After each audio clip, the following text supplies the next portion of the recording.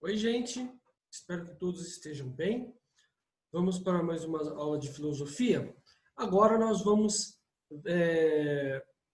estudar sobre as formas de saber, né? A gente já viu algumas teorias de como observar, como olhar melhor o mundo, como buscar um discurso verdadeiro, como acumular as informações do mundo exterior. Agora nós vamos focar como como buscar o conhecimento com todas essas informações, como nós podemos saber das coisas através de vários métodos, das ciências, dos sentidos que nós falamos, da observação, e a gente vai ver um pouquinho mais sobre isso, ok? Olha aqui na página 13, nós temos o texto da forma de saber.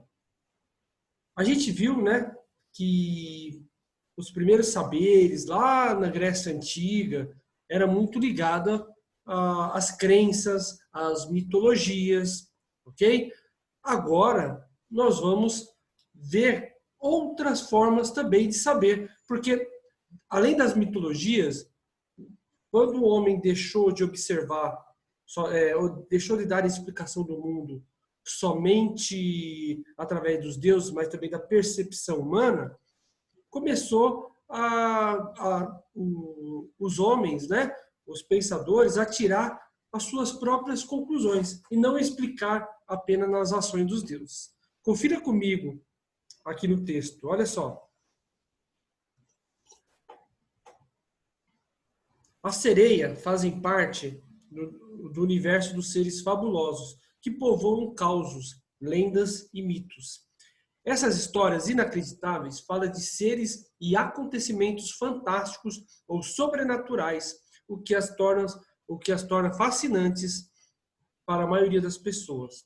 Afinal, muitas pessoas se sentem atraídas pelo que é inesperado, fantasioso e extraordinário. Haja vista as nossas animações, das séries, né? O ser humano ele tem fascínio naquela produção cultural vinda do ser humano. Apesar disso, as pessoas também procuram manter algumas crenças e certezas a fim de se sentirem confiantes e seguras quanto ao sentido da sua vida. As religiões cumprem esse papel também, né? Seus atos e suas escolhas. Por isso, a verdade é considerada um valor essencial pelos mais diversos povos e culturas. Sendo assim, notamos que o desejo de saber, ou seja, de conhecer a verdade, faz parte da vida dos seres humanos de todas as idades, em qualquer época, em qualquer lugar. Foi esse desejo que moveu as pessoas a elaborar perguntas sobre o mundo, o tempo, o espaço, a liberdade, o bem, a justiça e assim por diante. Foi também esse desejo que abriu diferentes caminhos para responder tantas perguntas. Se lembra que várias ciências surgiram dentro da filosofia, né, que eu falei para vocês? Várias ciências surgiram dentro da filosofia e essas ciências iam buscar resposta para as perguntas que nasciam, né, essas perguntas que nasciam dentro da filosofia, dentro dos filósofos, ok? Olha só, um dos primeiros caminhos seguidos em busca da verdade, que eu falei para você no começo desse vídeo, e em outras aulas também falei, foi a mitologia, formada por narrativas repletas de deuses, heróis, acontecimentos incríveis, que ficam conhecidos como mitos. Um grande exemplo disso, que tem grande mídia, é o Thor, que é que na cultura nórdica, né, dava a explicação quando surgiam os raios, quando mostravam quando os raios faziam algum estrago aqui na Terra, ou seja, mostrava-se o temperamento do deus Thor. Ou seja, foi a mitologia formada por narrativas repletas de deuses, heróis e acontecimentos incríveis que ficaram conhecidos como mitos. Com elas vieram as primeiras tentativas de resposta sobre a origem do mundo, a finalidade da vida e a ordem natural das coisas. Tudo explicado através da mitologia. Através da mitologia grega, a mitologia romana também tinha as suas explicações, claro, muito influenciada depois pela Grécia, após a invasão do Império Romano à Grécia. Os nórdicos também tinham uma mitologia muito forte. A vida toda dos povos nórdicos, né, da Suécia, Dinamarca, elas eram pautadas, e Noruega também, elas eram pautadas por essas mitologias, por esses deuses. Ok? Vamos lá. Com ela vieram as primeiras tentativas de resposta sobre a origem do mundo, a finalidade da vida, a ordem natural das coisas. Podemos citar ainda outros caminhos como as religiões e a arte. Todavia, passado algum tempo, surgiram pessoas descontentes com essas respostas, pois desejavam argumentos mais lógicos. E é a partir daí, pessoal, que o homem vai buscar explicação através da sua observação, não mais nas explicações dos deuses das religiões. Então, aí surge lá na Grécia Antiga um caminho para buscar essa explicação através da reflexão, da observação, da curiosidade, e aí surge a filosofia. Os primeiros filósofos de que se tem notícias eram os filósofos da natureza, ou chamados pré-socráticos. Eles observavam as transformações da natureza para chegar a um determinado conhecimento. Eles observavam para ver como aquilo se desenvolvia e acabava levantando teorias sobre como determinada causa e efeito aconteciam. Vamos lá. Isso porque, né, os primeiros filósofos, os filósofos da natureza, acreditavam que as respostas para suas perguntas estariam na natureza, bastando observá-la e compreendê-la, para então conhecer e descrevê-la. Alguns deles atribuíram a origem de tudo o que existe a um ou dois dos 4 elementos, né? Por exemplo, podemos trazer filósofos que achavam que a água era o principal elemento, o outro, o fogo. Ou seja, esses elementos da natureza começaram dos primeiros filósofos, como, por exemplo, Tales de Mileto. Ele achou que a água, o mundo era úmido e que a água, sem a água, não era possível ter vida. Então, a origem de tudo que se move na natureza para Tales de Mileto era a água. Ok? Desse modo, as perguntas, os diálogos e os raciocínios rigorosos dos primeiros filósofos promoveram descobertas surpreendentes sobre a realidade que nos cerca. Mesmo assim, nem todos se contentaram em buscar a verdade apenas no pensamento. Houve quem desejasse obter provas mais objetivas da veracidade dos conhecimentos. Por isso, o desenvolvimento da investigação da tecnologia, no decorrer dos séculos, ampliou as esperanças de alcançar a verdade.